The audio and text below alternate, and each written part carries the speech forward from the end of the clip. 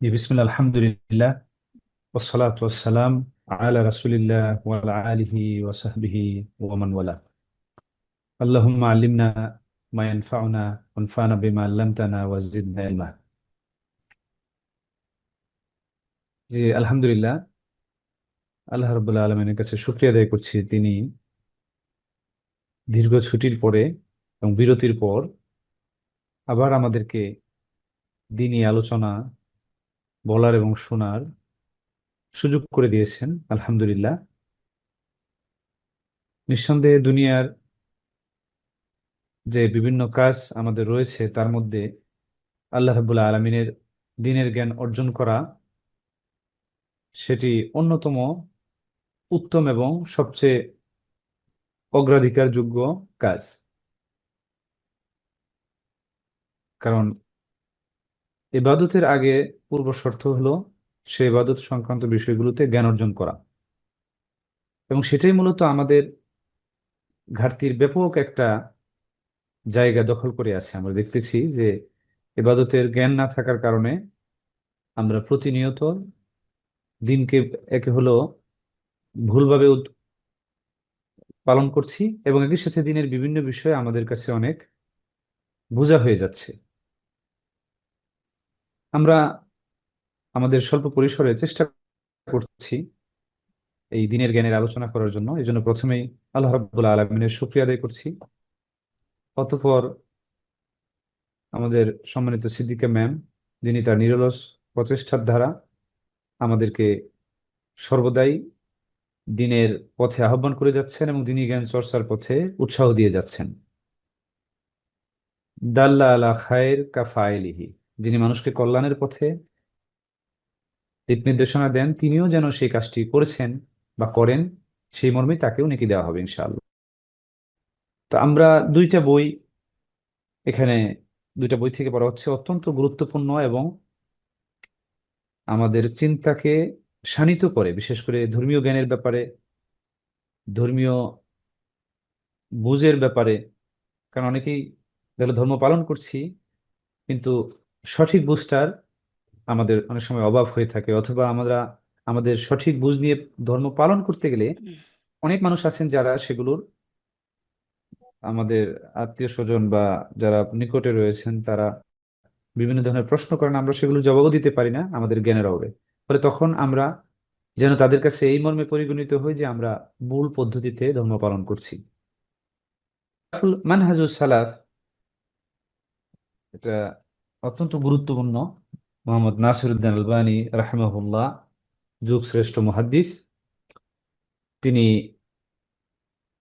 তার অসংখ্য বই, প্রায় মোর দেন 300, এই বইগুলো থেকেই তার চিন্তা চেতনা, বিশেষ করে কিভাবে দিনকে ধারণ করতে হবে, দিনের বিভিন্ন পদ্ধতি, এবং বিশেষ করে দিন পালনের যে আমাদের মন মানসিকতাটা কেমন হবে, কাকে অনুসরণ করব, কোনটাকে প্রাধান্য দিব, কেন অন্যগুলোকে আমরা অনুসরণ করব না, এই ব্যাপারে একটি চমৎকার সংকলন। আর দ্বিতীয় যে বইটি, আল আজবিবা আল মুফিদা আন আসইলাতিল মানাহিজ আল জাদিদা,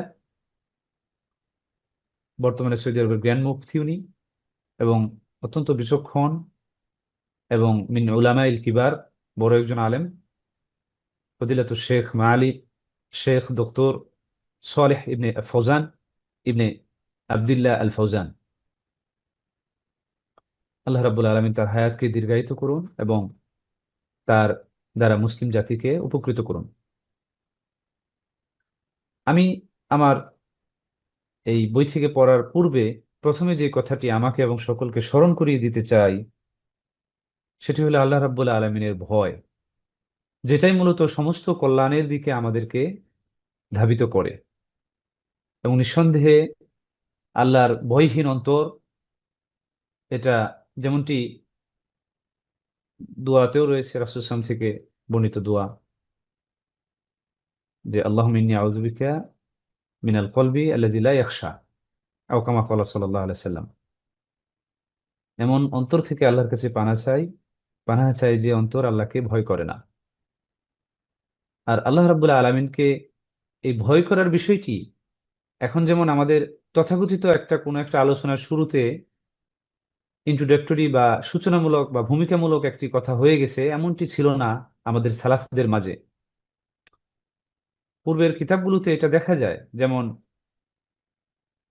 বিভিন্ন আসার যেগুলো সাহাবীদের জীবনী এবং তাদের ঘটনাকে বর্ণনা করে, এই ধরনের কিতাবগুলোতে দেখা যায়, যেমন আবু বকর রাদিয়াল্লাহু আনহু তিনি একবার মিম্বারে উঠলেন। অতঃপর তিনি তার সামনে উপবিষ্ট মানুষের উদ্দেশ্যে তিনি বললেন যে, উসিকুম বিত্তাকওয়াল্লাহ, তোমাদেরকে আমি উপদেশ দিচ্ছি আল্লাহকে ভয় করার। তো যখন তিনি মেম্বারে দাঁড়িয়ে এই কথাটা বললেন, এরপরে হয়তো আর অনেক কিছু বলবেন, এটা আমরা হয়তো ধরে নিতে পারি, ধরে নিয়েছিলাম, বা অনেকে ওই কিতাবটা পড়লে তারা ওই আসারটা বা ওই ঘটনাটা পড়ার পরে তারা মনে করেন এরপরে হয়তো আরো অনেক কিছু আছে। কিন্তু না, ওই আসারটা সেখানেই থেমে গেছে, ওই ঘটনাটা সেখানেই থেমে গেছে, মানে অতটুকুই আবু বকর রাদিয়াল্লাহু আনহু তিনি বলেছিলেন। এবং তাদের কাছে আল্লাহ রাব্বুল আলামিনকে ভয় করার উপদেশ এতটুকু যথেষ্ট ছিল যে এটা দ্বারাই সমস্ত কিছুকে যেন নির্দেশ করছে যে আমাদের মূলত কি করা উচিত। আর আমরা এখন এটাকে খুব স্বাভাবিকভাবে নেই।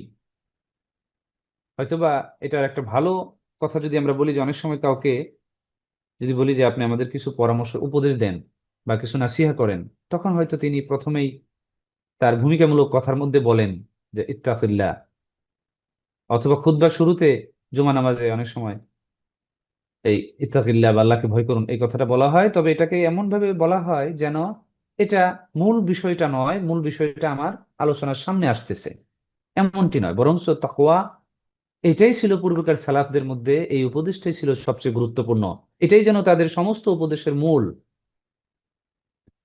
আর তাকওয়া হলো যে আনতাজআল বাইনাকা ওয়া বাইনা আল্লাহ বাইনা আযাবিল্লাহ ওয়া গাদাবিহি বিকায়াতান বিফি'লিল মা'মুর ওয়া ইজতিনাবিল আন-নাওয়াহি ওয়াল মানহিয়াত। মানে নিজেকে, নিজের মধ্যে এবং আল্লাহ রাব্বুল আলামিনের আযাব এবং তার রাগের মধ্যে এমন একটা মানে প্রতিবন্ধকতা সৃষ্টি করা, কিসের মাধ্যমে? আল্লাহর আদেশকে মানার মাধ্যমে, এবং আল্লাহ রাব্বুল আলামিন যেগুলো নিষেধ করেছেন সেগুলো থেকে।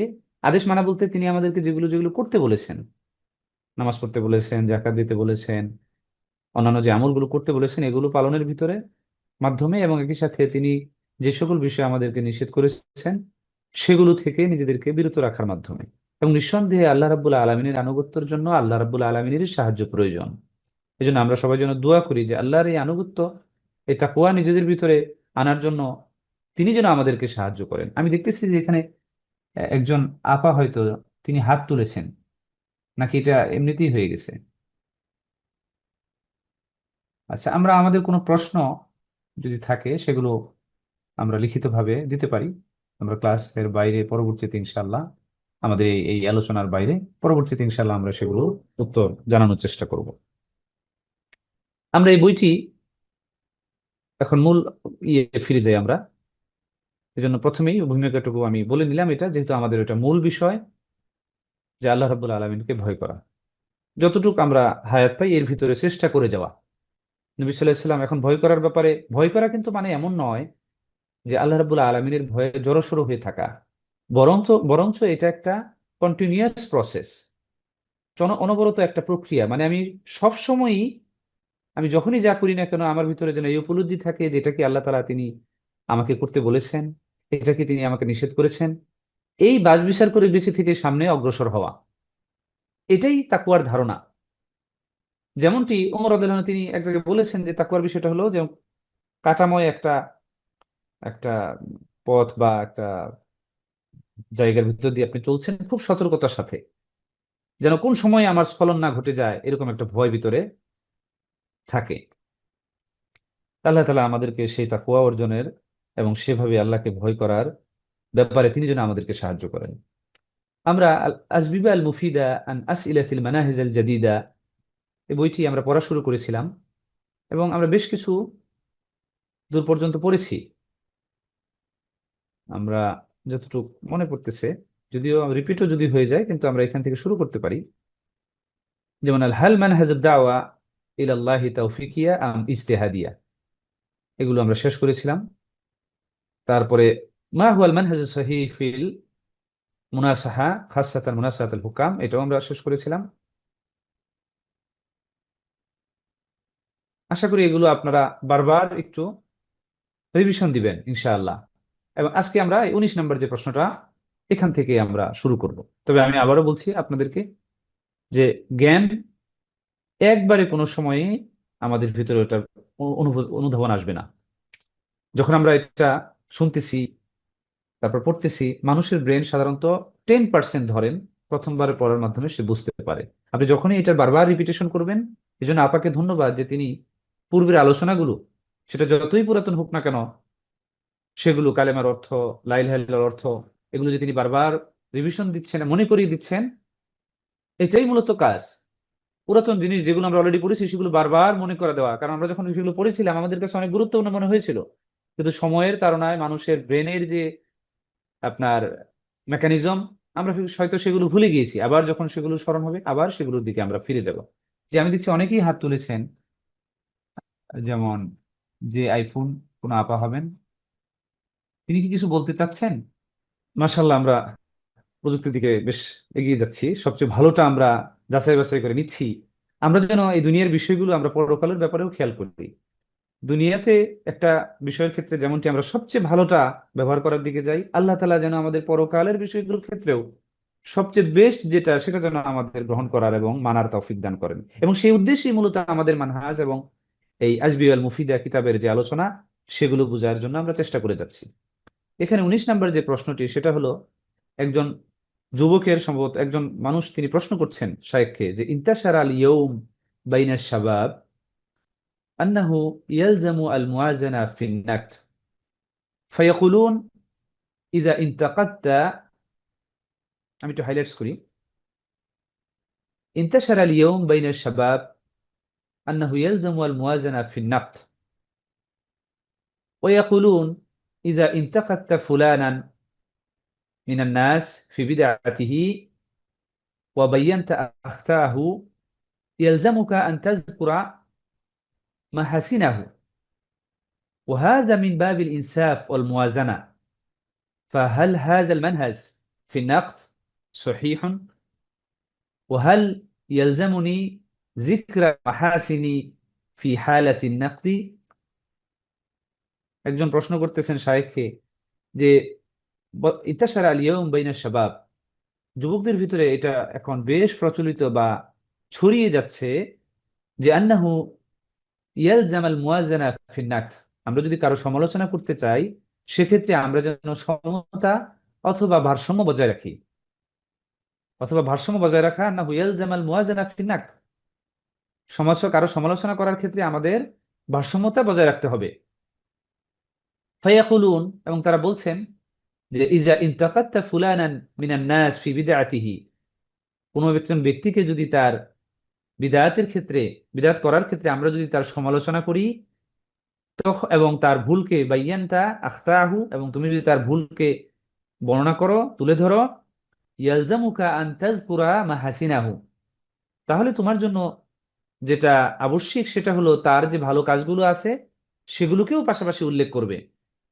ওয়াহাযা মিন বাবিল ইনসাফ ওয়াল মুওয়াজানা, সেই তাদের সে মানে এই প্রশ্নের মধ্যে সে বলতেছেন যে কিছু মানুষের ধারণা এটা, যে এটাই হলো মিন বাবিল ইনসাফ ওয়াল মুওয়াজানা, সমতা এবং ন্যায়পরায়ণতা, এটার একটা বিষয়, যে কারো ভুল হলে সেই ভুলগুলো বর্ণনার সময়, বিদআতের ক্ষেত্রে ভুলগুলো বর্ণনার সময় তার যদি ভালো কাজ থাকে সেগুলো আমাদেরকে মানুষকে জানাইতে হবে। এখন প্রশ্ন করা হচ্ছে শাইখকে যে ফাহাল হাযাল মানহাজ ফিন নাকদ সহিহ, এই যে মানুষকে সমালোচনা, মুক্তাদি বা বিদআতকারীদের সমালোচনার ক্ষেত্রে এই পদ্ধতিটা, এটা কি সঠিক?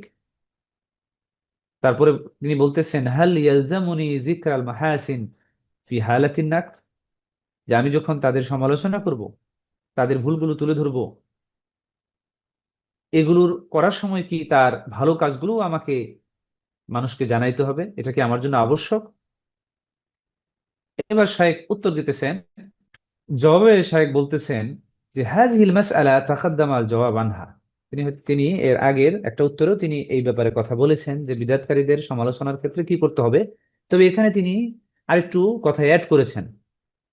তিনি বলেছেন যে ওয়ালাকিন ইযা কানা আল মুনতাকাদ মিন আহলি সুন্নাতি ওয়াল জামাআহ, কিন্তু যদি এমন হয় যে সেই বিদআতকারী যার সমালোচনা করা হবে, অথবা সমালোচনা বলতে তার ভুলগুলো মানুষের সামনে তুলে ধরা হবে, অথবা তিনি যে বিদআত করতেছেন সেগুলো মানুষকে জানানো হবে যেন মানুষ থেকে সেগুলো থেকে সতর্ক থাকতে পারে।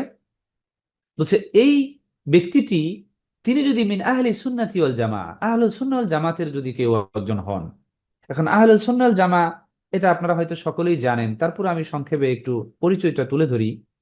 আহলুল সুন্নাহ ওয়াল জামা হলো যারা কোরআন এবং সুন্নাহ অনুসারে চলেন এবং সালাফদের মানহাজ অনুসারে চলেন। কোরআন এবং সুন্নাহকে তারা আঁকড়ে ধরেন।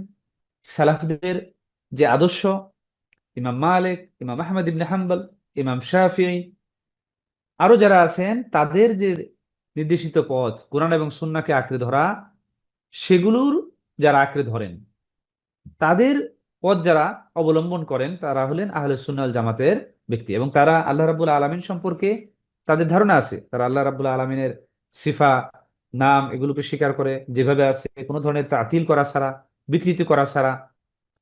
আল্লাহ রাব্বুল আলামিন কোনো কিছু বললে সেটাকে সেটাকে তারা নতুন করে ব্যাখ্যা করার চেষ্টা করেন না। কোরআনকে খালকুল কোরআন এটা তারা বলেন না।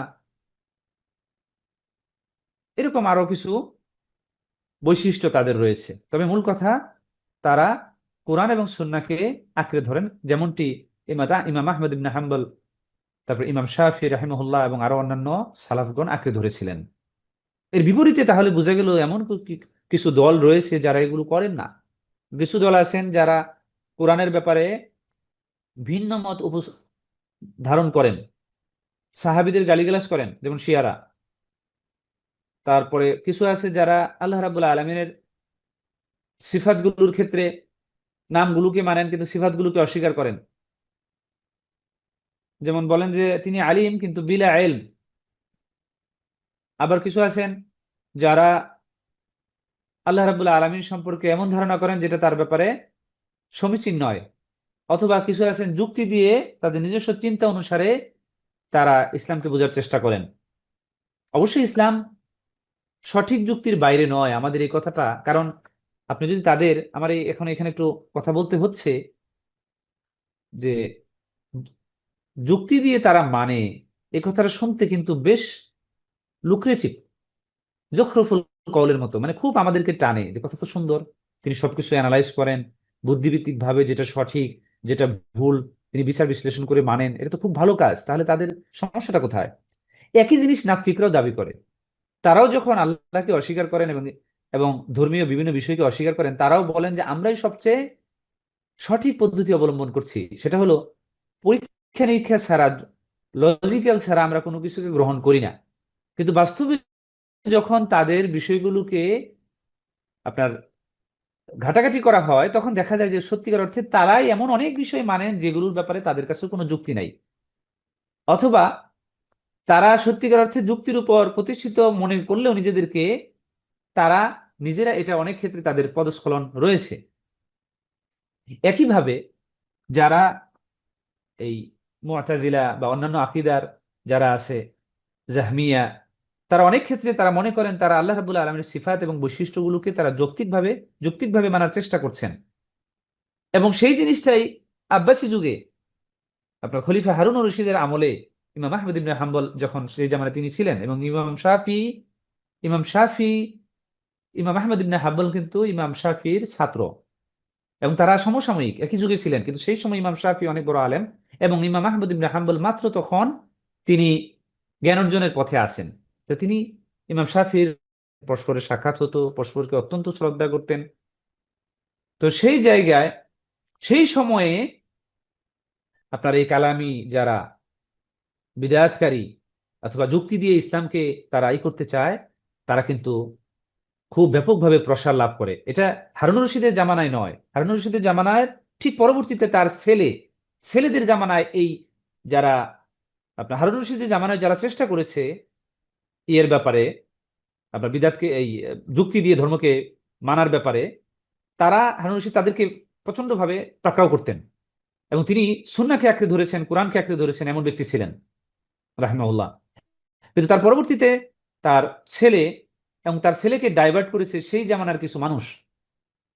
তারা বিভিন্নভাবে তাকে ডাইভার্ট করে এবং রাষ্ট্রীয় পৃষ্ঠপোষকতায় সেই যৌক্তিক নির্ভর ধর্মকে তারা পালন করা শুরু করে, মানুষের মাঝে সেগুলো ব্যাপকভাবে প্রচার প্রসার শুরু করে। কিন্তু সেই যুক্তি নির্ভর তাদের কাছে মনে হলো মূলত তাদের যুক্তিটা ছিল খুরা যুক্তি। মনে রাখতে হবে, আকলু সালিম, যেটা হলো সুস্থ মস্তিষ্ক, সেটা ইসলামিক কোনো তথ্যের চিন্তার বাইরে যাবে না। এই জন্য ইসলাম কিন্তু আকলু সালিম কথাটা ব্যবহার করে।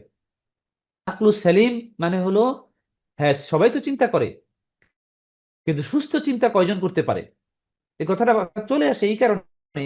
এখন আমরা অনেক সময় দেখতে পাই, যদিও আমার কথা একটু দীর্ঘায়িত হচ্ছে এই প্রসঙ্গে এটা বলতে হচ্ছে, ইউনিভার্সিটিতে অনেক স্টুডেন্ট আছে যারা আপনার ট্রান্সজেন্ডার ইস্যু বা বিভিন্ন বিভিন্ন ইস্যুতে তারা কিন্তু কি করতেছে, নিজেদেরকে এই এগুলো তারা পজিটিভলি নিচ্ছে, তাদের বোঝা গেল তাদের মস্তিষ্ক সুস্থভাবে চিন্তা করছে না। তো যাই হোক, তাহলে আহলুস সুন্নাহ ওয়াল জামাআহ হলো তারা যারা এই কোরআন এবং সুন্নাহকে আঁকড়ে ধরে চলেন বলে নিজেদেরকে দাবি করেন, কিন্তু তাদের দ্বারাও বিদআত হতে পারেন। তারাও মানে লাইসু মিনাল বিল মাসুমিন, তারাও থেকে গুনাহ থেকে বা ভুল করা থেকে মুক্ত নয়। তো যদি এই যার সমালোচনা করা হবে তিনি যদি এরকম একজন ব্যক্তি হন, সেক্ষেত্রে আখতাউহু ফিল উমুর আল্লাতী লা তুখিল্লু বিল আকিদা ওয়া তাখিল্লু বিল আকিদা ফানআম হাযা তুযকার মিজাতুহু ওয়া হাসানাতুহু ওয়া তুগমার জালালাতুহু ফি নাসরাতিহি ফি নুসরাতিহি লিসুন্নাহ। বলছে আখতাউহু ফিল উমুর আল্লাতী লা তাখিল্লু বিল বিল আকিদা, কিন্তু যদি তার ভুলগুলো এমন হয় যেটা তার আকীদাকে ধ্বংস করে দিচ্ছে না, এই যে আল্লাহর বিভিন্ন পরিচয় এবং ইসলামের বিভিন্ন আকীদার ব্যাপারে, কারণ অন্যান্য যারা আছে তো তাদের কিছু বিষয়ে তারা মনে করে যে মানে কোনোদিনই বের হবে না। এবং আরো কিছু বিষয় আছে, যেমন জেনাকারীর ব্যাপারে আমাদের আকীদা হলো যে, যেমন নবী সাল্লাল্লাহু আলাইহি ওয়াসাল্লাম হাদিস আছে যে জেনাকারী যখন জেনা করে তখন সেই সময়ে তার ঈমান থাকে না, চুরি করে সেই সময় তার ঈমান থাকে না। এই ঈমান থাকে না মানে কিন্তু এটা মানে একবারে থাকে না, এর মানে হলো তাদের বিশ্বাস এমনটি নয়, তাদের বিশ্বাস হলো যে এই মানে না, ও একবারে কাফের, ও একবারে শেষ। তাহলে দেখেন আমাদের এই জন্য তাদের সাথে আমাদের আকীদাগত পার্থক্য আছে যারা আহলুস সুন্নাহ ওয়াল জামাতের না। তো ফলে যদি আহলুস সুন্নাহ ওয়াল জামাতের কেউ ভুল করে, সেক্ষেত্রে আমাদের উচিত হলো যে তার সেই ভুলগুলো যখন আমরা তুলে ধরবো, তার যেগুলো আকীদাকে ক্ষতিগ্রস্ত করছে না, আকীদাকে ধ্বংস করে দিচ্ছে না, অন্য কোনো ক্ষেত্রে তার ভুল হয়েছে আমরা এই সহযোগিতা করার জন্য, যেহেতু তিনি জামাতের অন্তর্ভুক্ত ব্যক্তি, বিভিন্ন কারণ আছে। আপনি যদি ফিকহ শাস্ত্র এবং অন্য কিতাব গুলো পড়েন যে কেন আলেমদের মধ্যে, আপনি তখন বুঝবেন যে হ্যাঁ আসলে এটা হওয়ারই কথা।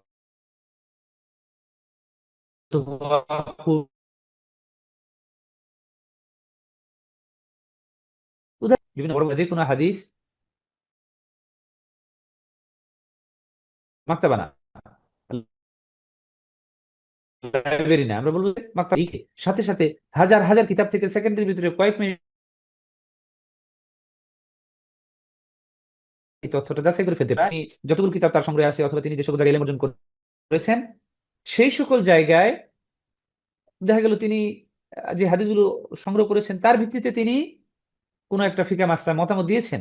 কিন্তু এমন হতে পারে পরবর্তীতে দেখা গেছে যে অন্য ভাইয়ের কাছে, অন্য একজন আলেমের কাছে, যেটা তার জামানায় ছিল কিন্তু তিনি হয়তো বা জানতে পারেননি, সেই আলেমের কাছে তিনি যে আগে প্রথম আলেম যে হাদিস দ্বারা সেই মতটাকে প্রাধান্য দিয়েছেন, অন্য আলেমের কাছে দেখা গেল সেই হাদিস থেকে অধিক শক্তিশালী আসাহ্য শক্তিশালী হাদিস তার কাছে রয়েছে।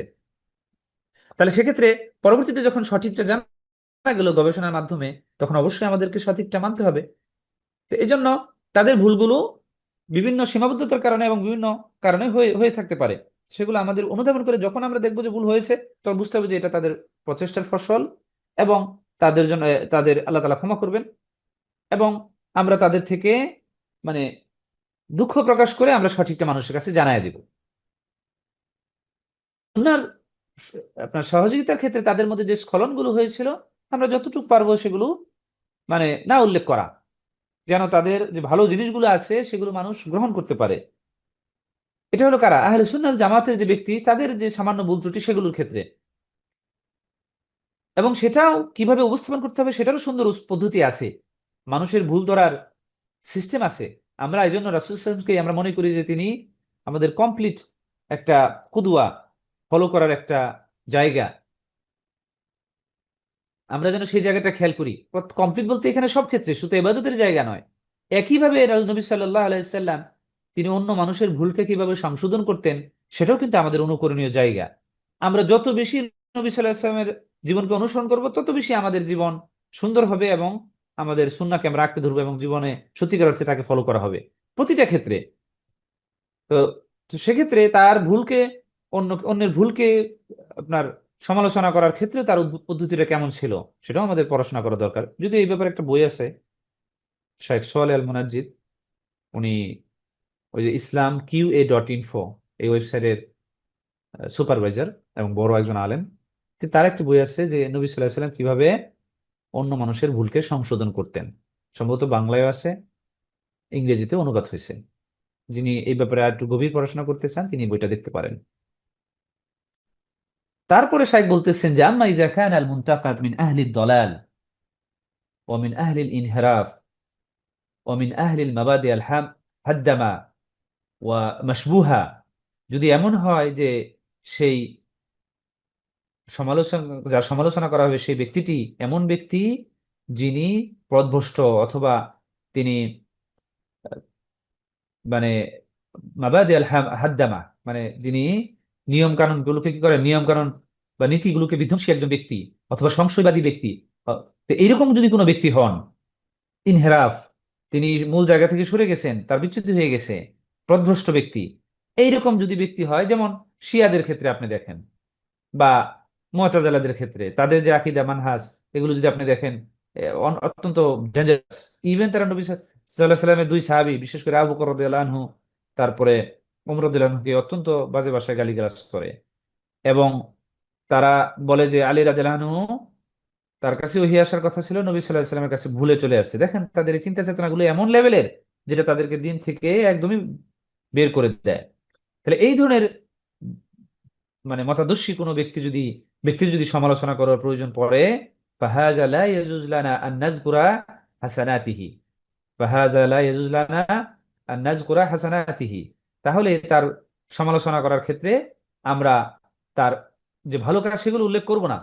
এখন বলবেন যে এটা আবার কেমন হলো, তার তো ভালো কাজ আছে সেগুলো তো উল্লেখ করা দরকার। শাইখ অবশ্য যুক্তি দেখিয়েছেন, তিনি কারণ দর্শিয়েছেন যে কেন করা উচিত না।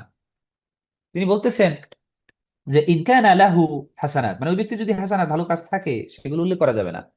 লিআন্নানা ইযা কানা যাকারনাহা ফাইন্না হাযা ইউগাররিরু বিন-নাস, বলছে যে যদি আমরা তার ভালো কাজগুলোকে উল্লেখ করি সমালোচনা করার সময়, তখন এটা মানুষকে ধোঁকা দিয়ে দিবে। তার মানে হলো মানুষ তখন কনফিউজড হয়ে যাবে যে সে কি করবে, সে কি তার ভালো কাজগুলো অনুসরণ করবে, নাকি সে তার যে পথভ্রষ্টতা সেগুলোকে সে পরিহার করবে।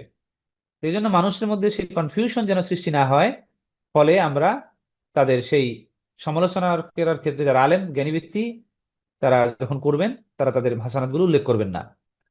فيحسنون الظن بهذا الضال أو هذا المبتدئ أو هذا الخرافي أو ذاك الحزبي، فيقولون يقبلون أفكار هذا الضال أو هذا المبتدئ أو ذلك المتحزب। বলছে যে যদি আমরা তাদের ভালো কাজগুলো উল্লেখ করি সমালোচনা করার সময়, তখন ইয়াকবালুনা আফকার হাযাদ দল, মানুষ কি করবে, তাদের এই পথভ্রষ্ট মানুষের চিন্তাগুলোকে গ্রহণ করা শুরু করবে, মুক্তাদির আমলগুলোকে গ্রহণ করা শুরু করতে পারে, অথবা তার এই বিভিন্ন দলাদলি যারা করে এদের এগুলো গ্রহণ করা শুরু করতে পারে। তো এই জন্য তাদের সমালোচনা করার ক্ষেত্রে এটা করা যাবে না। যদিও এই প্রশ্নের শুরুতে আমরা দেখেছি যে কিছু যুবক এটা দাবি করে যে এটাই হলো ইনসাফ, যখন মানুষের সমালোচনা করব শুধু সমালোচনা না করে তার ভালো যে জিনিসগুলো আছে সেগুলো যেন পাশাপাশি উল্লেখ করি। তো শাইখ উত্তর দিতেছেন যে না, এটা সবার ক্ষেত্রে এটা প্রযোজ্য নয়, এক্ষেত্রে ব্যাখ্যা প্রয়োজন। আহলে সুন্নাত জামাতের যদি হয়, হ্যাঁ তার ক্ষেত্রে করা যাবে। আর যদি হয় পথভ্রষ্ট বা বিদআতি এমন একজন ব্যক্তি, যিনি মানে ধর্ম থেকে একদমই বিচ্যুত হয়ে গেছে, তার ক্ষেত্রে না। তার ক্ষেত্রে শুধু তার সমালোচনাগুলোই করতে হবে কোরআন হাদিসের দলিল সহ। আল্লাহ রাব্বুল এরপরে বলা হচ্ছে যে আল্লাহু জাল্লা ওয়া আলা রাদ্দা আলাল কাফারা। শায়েখ দলিল দিচ্ছেন, কারণ আলেমগণ যখন কথা বলেন তারা কোরআন এবং সুন্নাহ অনুসারে কথা বলেন। তিনি বলতেছেন যে যে উসলুবের কথা যুবকটি বলতেছে, কোরআনে আমরা দেখতে পাই যে আল্লাহ রাব্বুল আলামিন যখন কাফেরদের তিনি সমালোচনা করতেছেন বা তাদের বিভিন্ন ভুল তিনি ধরিয়ে দিচ্ছেন, তখন কিন্তু তাদের ভালো জিনিসগুলো আল্লাহ তাআলা উল্লেখ করেননি। মুজরিমিন পাপিষ্ঠদের ব্যাপারে এবং মুনাফিকিন মুনাফিকদের এগুলোর ব্যাপারে যখন আল্লাহ তাআলা বিভিন্ন কিছু তুলে ধরছেন কোরআনে, তিনি কিন্তু তাদের ভালো জিনিসগুলোকে উল্লেখ করেননি। তাহলে বোঝা গেল যে এই ধরনের পথভ্রষ্ট ব্যক্তিদের ক্ষেত্রে এটা করা যাবে না, যেমনটি আল্লাহ রাব্বুল আলামিন করেননি, যে রদ্দা আলাল কাফারা ওয়াল মুজরিমিন ওয়াল মুনাফিকিন ওয়ালাম ইয়াযকুর শাইয়ান মিন হাসানাতিহিম। তাদের ভালো কাজের কোনো কিছুই আল্লাহ তাআলা উল্লেখ করেননি। ওয়া কাযালিকা আল আইম্মা আস-সালাফ ইয়ারুদ্দুনা আলা আল জাহমিয়া ওয়াল মু'তাজিলা।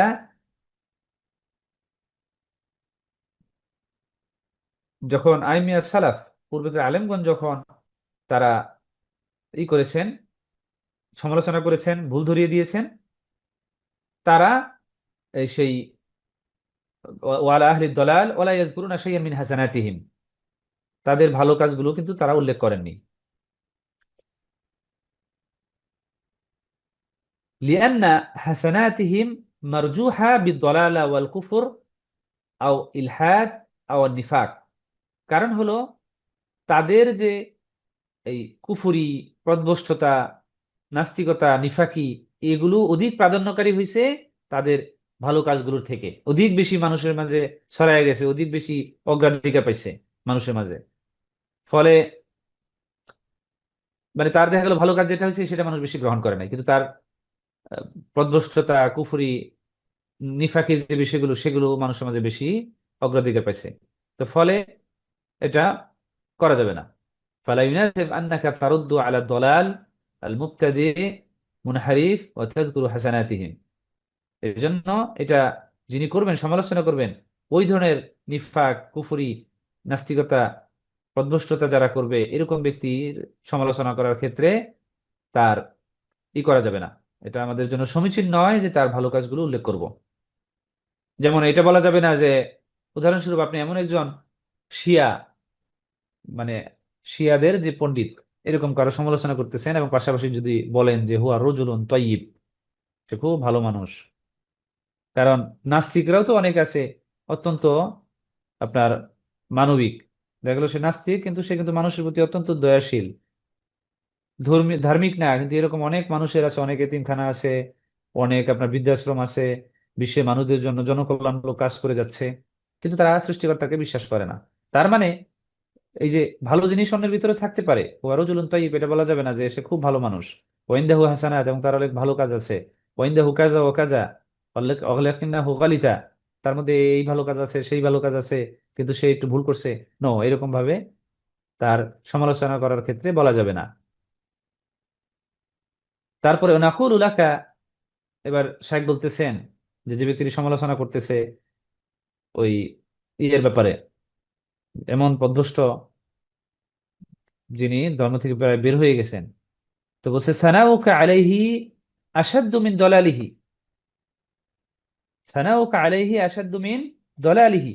বলছে যে সেই আলেম যিনি এরকম একজন বিদআতকারী, যে পথভ্রষ্ট, এরকম কারো যদি তার ভুল ধরিয়ে দেওয়ার সময় তার প্রশংসা করেন, পাশাপাশি বলছে এটা আসাদ্দু মিন দলালিহি, বলছে এটা ওই ব্যক্তির পথভ্রষ্টতা থেকেও অধিক বেশি মারাত্মক।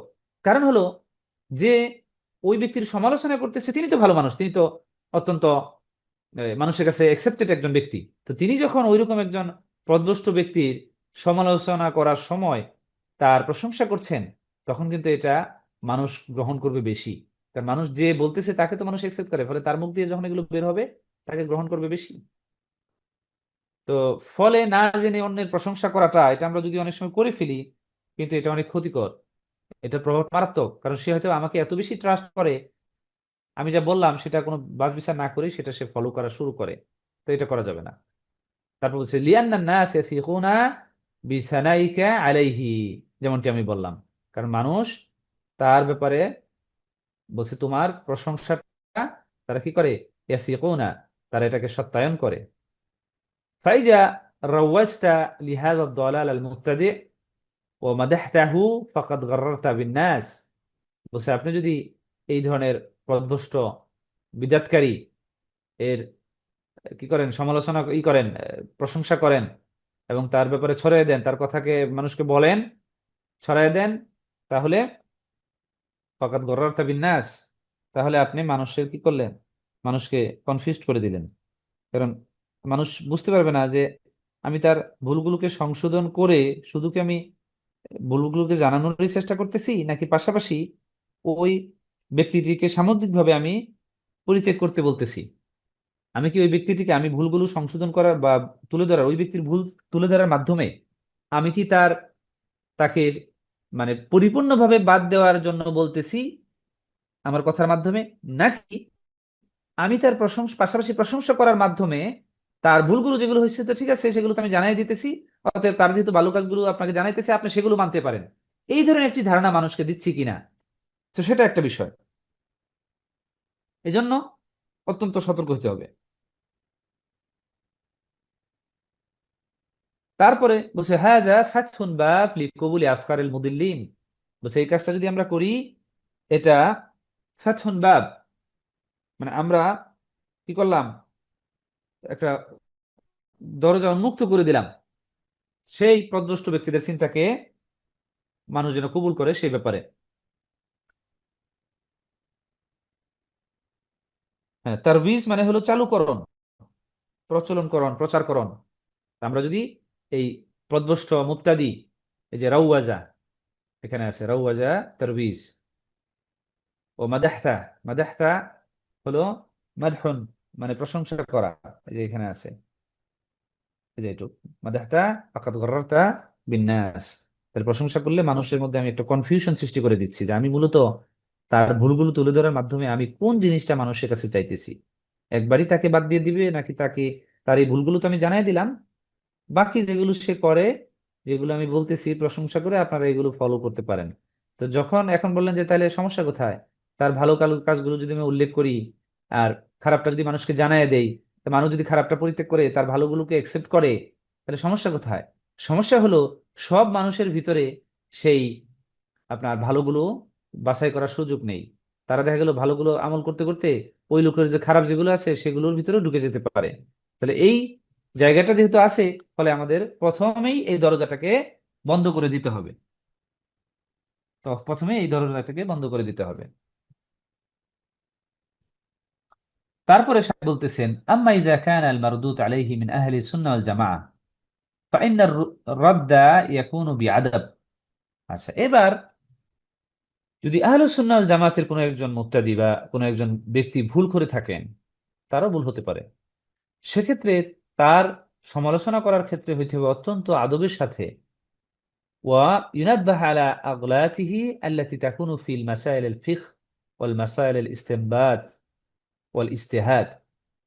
বলছে যে তার যে ভুলগুলো আছে সেগুলো যখন আমরা তুলে ধরবো অত্যন্ত আদবের সাথে, এবং তার ভুলগুলো কোনগুলো, যেগুলো তিনি ফিকা মাসলা মাসাইলের ক্ষেত্রে করেছেন, হয়তোবা কোনো একটা জিনিস তিনি রাজেহ দিয়েছেন, যেটা সঠিক দলিলটা পরবর্তীতে গবেষণায় পাওয়া গেছে সঠিক হাদিস, তো সেই সঠিক হাদিস পাওয়ার পরে এবার আর দলিল তার রায়টা আর থাকতেছে না, অন্য রায়টাই এখন প্রাধান্য পাবে, অথবা অন্য কোনো ইজতিহাদি বিষয়। তো সেই সব ক্ষেত্রে অত্যন্ত আদবের সাথে আমাদেরকে তার ভুলগুলো উল্লেখ করতে হবে।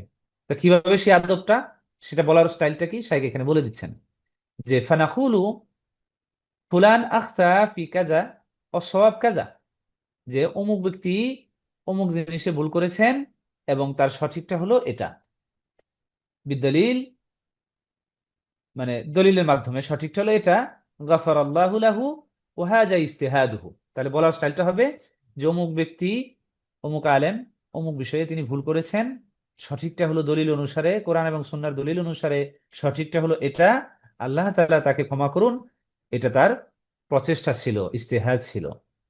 এইটা হলো করা, মানে একজন আহলে সুন্নাহ ওয়াল জামাতের আলেমের ফিকা মাসলা মাসাইল এবং আরো অন্যান্য কিছু ইজতিহাদি বিষয়ে ভুল করলে আদবের সাথে তার ভুলগুলোকে ধরিয়ে দেওয়ার পদ্ধতি।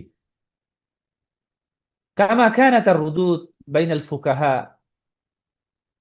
মিন মাযাহিব আল-আরবা'a, বলছে যেমনটি ছিল ওয়াগাইরিহিম, যেমনটি ছিল আমরা দেখতে পাই যে চার মাযহাবের আলেমদের একজন আরেকজনকে যখন তার মাসলা মাসাইলকে, এক আলেম আরেকজন আলেমের কোন একটা মাসলার ক্ষেত্রে, মাসআলার ক্ষেত্রে তিনি যখন বলেন যে তার কাছে যখন সঠিকটা প্রতীয়মান হয়, তখন অন্য একজন আলেমের সমালোচনা করার ক্ষেত্রে তিনি অত্যন্ত সুন্দরভাবে এবং আদবের সাথে তিনি এটা বলেন। এবং এতে একটা অত্যন্ত গুরুত্বপূর্ণ হলো, মানে একটা পজিটিভ ইফেক্ট হলো, যে যার সমালোচনা করা হচ্ছে এমন কেউ যদি জীবিতও থাকেন, তাহলে তিনি এই সমালোচনা করার স্টাইলটা দেখে তিনি সেটা একসেপ্ট করতে পারেন যে না, আমার যেটা ভুলটা ধরিয়ে দেওয়া হয়েছে এটা সুন্দরভাবে উপস্থাপন করা হয়েছে, আমাকে তিরস্কার করে নয়। তো এটা অন্যকে স্বীকার, যার ভুল করেছেন তার নিজের থেকে স্বীকারোক্তি আদায় করারও একটা চমৎকার মাধ্যম। আর যদি আমি কড়াকড়ি বলি, তখন মানুষ কিন্তু ওটা অ্যাকসেপ্ট করবে না, বরং সে তার উপর, তার ভুলের উপরে সে এটা অনড় অনড় থাকবে, যেটা ক্ষতিকর। وهذا لا يخدع في مكانته العلمية إذا كان من أهل السنة والجماعة। এই জন্য তার ভুলগুলো ধরার ক্ষেত্রে আমাকে কিন্তু তার যে ইলমি যোগ্যতা, সেই জায়গায় তাকে ই করা যাবে না, তার আঘাত করা যাবে না, মানে বলা যায় যে তার কোনো জ্ঞানী নেই অন্যান্য বিষয়, মানে এরকম কিছু করা যাবে না। তা এই জন্য যখন আমরা আদবের সাথে তার কোনো একটা স্পেশাল মাসালার ক্ষেত্রে বলবো, সেটা কোনো সমস্যা নেই, এবং সেটা তার এলেমের অন্যান্য যোগ্যতাকে অস্বীকার করে না। আহলুস সুন্নাহ ওয়াল জামাআ লাইসা লাইসু মাসুমিন। আহলুস সুন্নাহ ওয়াল জামাতের যারা আছেন তারাও ভুলের ঊর্ধ্বে নয়। ওয়া ইনদাহুম আখতা, তাদের মধ্যে ভুল আছে। ওয়াকাদ ইয়াফুতু আহাদুহুমা দলিল ওয়াল ইখতিলাত আল ইসতিনবাত, বলছে যে তাদের কারো এমন হতে পারে যে তাদের সাথে কাছে দলিলটা ছিল না, অথবা ইসতিনবাতের ক্ষেত্রে তিনি ভুল করে ফেলেছেন। ফালা নাসকুতু আনিল খাতা, তাই বলে তিনি আহলে সুন্নাত জামাতে দেখে যে তার ভুলগুলো তুলে ধরা যাবে না, এমনটি নয়, ভুলগুলো বলতে হবে। ও ইন্নামা নুবাইয়িনুহু মাআল ইতিজার আনহু, বরং তার ভুলগুলো আমরা তুলে ধরবো তার পক্ষ থেকে সরি বলার মাধ্যমে, সুন্দরভাবে।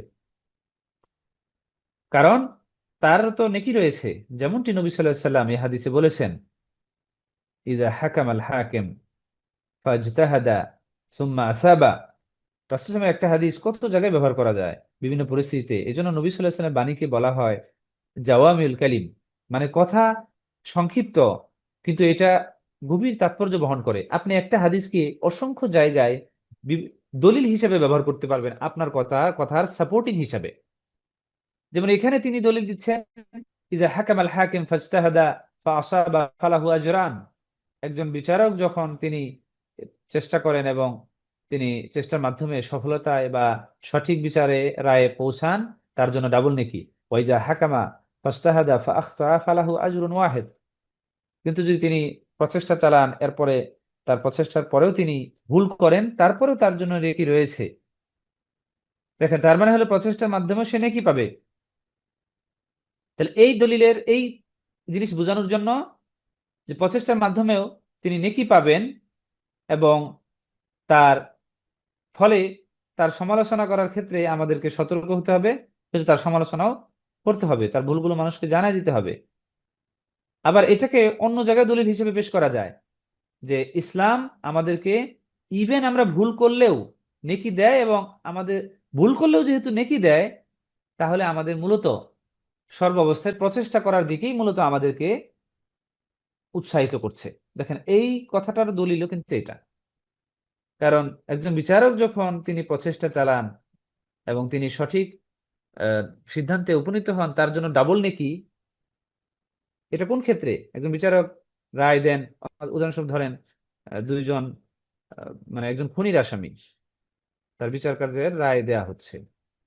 তো বিচারক বিভিন্ন বিষয় চিন্তা করে দলিল তার কাছে আসার পরে তিনি যতটুকু উদ্ঘাটন করতে পেরেছেন, তার মাধ্যমে হয়তো এমন একটা রায় দিলেন যেটা ওই অপরাধী ব্যক্তিটাকে মানে মুক্তি দিয়ে দিল। উম, না, এমন একটা রায় দিলেন যে অপরাধী ব্যক্তি সত্যিকার অর্থে সে অপরাধী সাব্যস্ত হলো, তাহলে এই সঠিক বিচারের কারণে, রায়ের কারণে তিনি ডাবল নেকি পাবেন। কিন্তু এই ব্যক্তিটারই বিচার করতে গিয়ে দলিল প্রমাণের অভাবে বা বিভিন্ন কারণে তিনি যদি সঠিক মতে রায় না দিতে পারেন, যার কারণে এই পাপী ব্যক্তিটা হয়তো মুক্তি পেয়ে যেতে পারে, অথবা এমন ব্যক্তির উপর শাস্তি চলে আসতে পারে যিনি মেইনলি অপরাধটি করেনি, তাহলে দেখেন বিচারকের ইজতিহাদের কারণে, প্রচেষ্টার কারণে তিনি কিন্তু তারপরেও নেকি পাবেন। তাহলে বোঝা গেল যে এরকম একটি কাজে যখন করা হচ্ছে, প্রচেষ্টা ব্যয় করার দিকে মূলত ইঙ্গিত করা হচ্ছে, তাহলে ইসলামিক শরিয়া আমাদেরকে মূলত প্রচেষ্টা ব্যয় করার দিকে উৎসাহিত করে। রেজাল্ট যাই হোক না কেন, আপনার প্রচেষ্টা, আগ্রহ, আপনি সন্তানকে কোরআনে হাফেজ বানাতে চাচ্ছেন, আপনি চেষ্টা করতেছেন, শেষে হ্যাঁ অবশ্যই চেষ্টা করলে আল্লাহ তাআলা দিবেন, কারণ কোরআনে আছে যে ইয়ালামিল্লাহু ইয়ালামিল্লাহু ফি কুলুবিকুম খাইরা ইউতিকুম খাইরা, আল্লাহ যদি তোমাদের অন্তরে কল্যাণ দেখেন তিনি তোমাদেরকে দিবেন। এবং মানুষের যেমন ইমাম ইবনুল কাইয়্যিম তিনি তার ফাওয়ায়েদ কিতাবে তিনি বলেছেন যে দুআ ওয়াল ওয়াল ইফতিখার ইলা আল্লাহ ওয়া আলা কদরি নিয়াতিল আবদি ওয়া হিম্মাতিহি ইয়াকুনু তাওফীকুল্লাহি লাহু ওয়া ইয়ানাতুহু। তার মানে হলো দোয়া করা, আল্লাহর দিকে অনুনয় বিনয় করা, এবং বান্দার নিয়তের মেজারমেন্ট, পরিমাপ, তার হিম্মা ডিটারমিনেশনের পরিমাপ, এবং তার এই এই যে সামগ্রিক প্রচেষ্টা, এগুলোর পরিমাপের উপর নির্ভর অনুপাতে আল্লাহ তাআলা কি করেন, এখন তাওফীকুল্লাহি লাহু ওয়া ইয়ানাতুহু, তাকে সফলতা দান করেন। তাহলে যারা হাফেজ বানানোর জন্য চেষ্টা করতেছেন, বিভিন্ন কিছু করতেছেন, দিনী সন্তানকে ইসলামী জ্ঞান অর্জনের জন্য চেষ্টা করতেছেন, তাদের এই প্রচেষ্টার শেষ ফলাফল যাই হোক না কেন, কিন্তু আপনি প্রচেষ্টার কারণেই নেকি পাবেন। আল্লাহ তাআলা যেমন কোরআনে সূরা আনকাবুতে তিনি বলেছেন ওয়াল্লাযীনা জাহাদু ফিনা লানাহদিয়ান্নাহুম সুবুলানা, যারা আমার রাস্তায় চেষ্টা করে তাদেরকে আমি সঠিক পথে অবশ্যই পরিচালিত করি। তাহলে দেখেন চেষ্টাটা তিনি আমাদের কাছ থেকে প্রথমে চান। হাযা ফিল মাসাইলিল ফিকহ, এবং এটা হলো ফিকহ মাসাইলের ক্ষেত্রে এই যে যেটা বলা হলো। আচ্ছা, আম্মা ইযা কানা ফি মাসাইলিল আকীদা, মাসাইলিল আকীদা আর ইস্তেমবাদ করে নতুন কিছু বের করা যাবে না। মাসাইলিল আকীদার ক্ষেত্রে একবারে যা আছে কোরআন হাদিসে সেভাবেই এটাকে করতে হবে, নতুন করে নিজের চিন্তা দিয়ে ভিন্ন কিছু নিয়ে এসে করা যাবে না। যেমন আল্লাহর বিভিন্ন সিফাত বৈশিষ্ট্যকে ভিন্নভাবে ব্যাখ্যা করা যাবে না। কেমন, যেমন আল্লাহর হাত আছে, তিনি বলেছেন হ্যাঁ হাত আছে, এটা আমরা, তিনি যেহেতু আমাদেরকে জানিয়েছেন হাত আছে, ঠিক আছে আমরা সেটা সেভাবে মেনে নিব। হাতটা কেমন, অনেকে হাতকে আবার শক্তি এই হিসাবে ব্যাখ্যা করেন, না এটা করা যাবে না। আল্লাহ প্রথম আসমানে নেমে আসেন, কিভাবে নেমে আসেন আল্লাহ ভালো জানেন, তিনি তার জন্য যেটা মুনাসেব সেই অনুসারে তিনি নেমে আসেন। আমাদের নেমে আসার ধারণা দিয়ে আল্লাহকে বিচার করা যাবে না, কারণ তিনি কিন্তু বলে দিয়েছেন যে তার মতো কোনো কিছুই নয়, কিন্তু তিনি শুনেন এবং দেখেন। এই জন্য আল্লাহ রাব্বুল আলমিনের শোনা দেখা, এটা তিনি আমাদেরকে জানিয়েছেন এই কারণে যে আমরা এই শোনা দেখা এই জিনিসগুলোর সাথে পরিচিত, আমাদের যেন এই বোধটা আসে যে শোনা দেখা বলতে তিনি কি বুঝিয়েছেন। কিন্তু তিনি কিভাবে শুনেন, তার শোনা আমাদের শোনা এক নয়, কারণ আল্লাহ রাব্বুল আলামিন লা ইয়াখফা আলাইহি শাইউন ফিল আরদি ওয়ালা ফিস সামা, আসমান এবং জমিনের কোনো কিছুই তার কাছে লুকায়িত নয়, তিনি সবকিছু জানেন। ইভেন সমুদ্রের গভীর অন্ধকারে কোনো কিছু ঘটলে সেটাও যেন যেমন তিনি শুনতে পান, আবার আকাশে কোনো কিছু ঘটলে সেটাও তিনি শুনতে পান। ফলে তিনি মানব জাতির কোনো কিছুর সাথেই সাদৃশ্যপূর্ণ নয়, সাদৃশ্য করা যাবে না।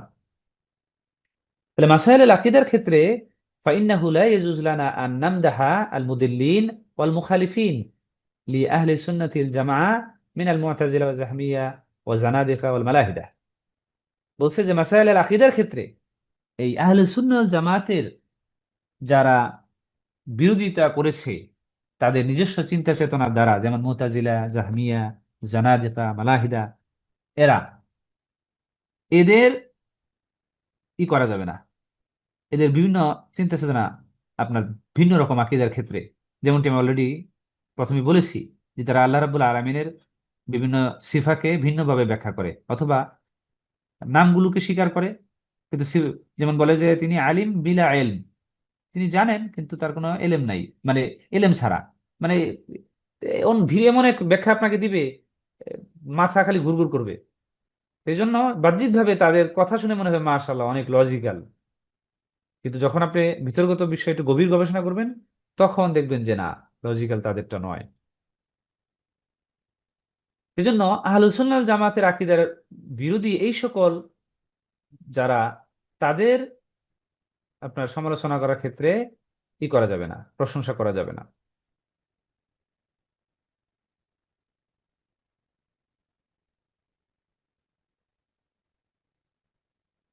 এখানে অনেক টিকা বা সাইড নোট এগুলো। এবং যারা সংশয়বাদী, এই এই এই জামানাতে এরকম করা যাবে না। এবং এরা অনেক, অমা আকসারুহুম, এবং তারা কতই না, কত না দল বের হয়েছে, কল্পনারও বাইরে। আমরা হয়তোবা শায়েখদের মুখে মুখে এই জাহমিয়া, জানাদিকা, মুতাজিলা, মালাহেদা, ইলহাদ, নাস্তিকতা এগুলো আমরা শুনি, কিন্তু এর বাইরেও অসংখ্য দিনের নামে ভ্রান্ত বিশ্বাস মানুষের ভিতরে রয়েছে। وأصل هذه الشبهة الموازنة بين الحسنات والسيئات في النقد، وقالها بعض الشباب وكتب فيها رسالة فطار بها بعد الشباب فرحا। বলছে যে আসলু হাযিহি শুবহা, মানে এই যে যে শুবহা, সংশয়টা, আল মুওয়াজানা বাইনাল হাসানাত ওয়াস সাইয়্যাত ফিন নাকদ, মানে সমালোচনা করার ক্ষেত্রে তার ভালো জিনিসগুলো উল্লেখ করতে হবে এবং খারাপ জিনিসগুলো উল্লেখ করতে হবে। এটা শায়খ বলতেছেন এটা একটা শুবহা, সংশয়। এই ধরনের বিষয়টা কিছু যুবক বলেছেন এবং কাতাবা ফিহা রিসালাতান, তারা একটা রিসালা, একটা থিসিস লিখছে এই ব্যাপারে। ফাতওয়ারা বিহা বাদু শাবাব ফারহান, এবং কিছু মানুষ এটার ব্যাপারে খুব খুশি হয়েছে এটা দিয়া। অকদ, শাইখ বলতেছেন অকদ ওয়াফাকতু আলা হাযিহি রিসালাতান আল্লাতী ইয়াজুমু সাহিবুহা লুজুম আল মুওয়াজানা।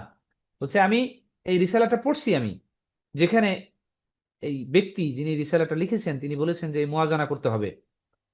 ও ওয়াফাকতু আলা রিসালাতি শাইখ রবি ইবনে হাদি আল মাদখালি رد فيها على هذه الرسالة التي يزعم صاحبها لزوم الموازنة ردا وافيا।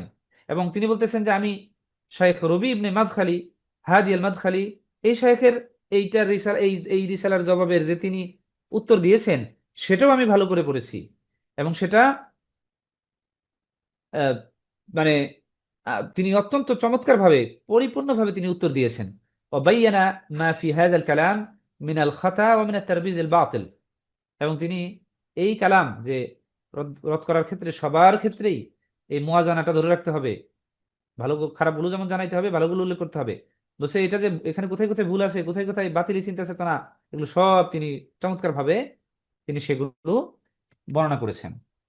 ওয়াবাইয়ানা মাযহাব সালাফ ফির রদ, এবং তিনি সালাফদের এই ক্ষেত্রে মানহাজটা, মানহাজটা কি ছিল রদ করার ক্ষেত্রে, অন্যের সমালোচনা করার ক্ষেত্রে, সেটাও তিনি রবি ইবনে হাদি আল মাদখালি রাহিমাহুল্লাহ তিনি উল্লেখ করেছেন তার কিতাবে, তার রিসালাতে। এবং সেটাও শাইখ বলতেছেন আমি এগুলো পড়েছি।